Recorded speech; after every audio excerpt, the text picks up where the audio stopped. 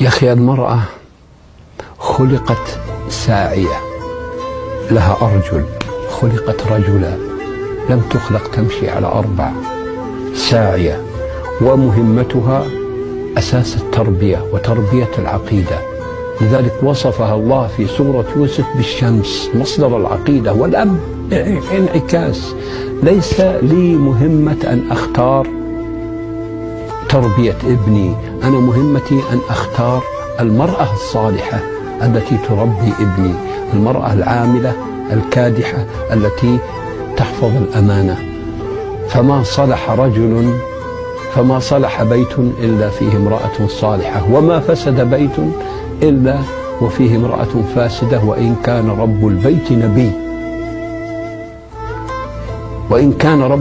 نبي. فالمرأة هي القيادة.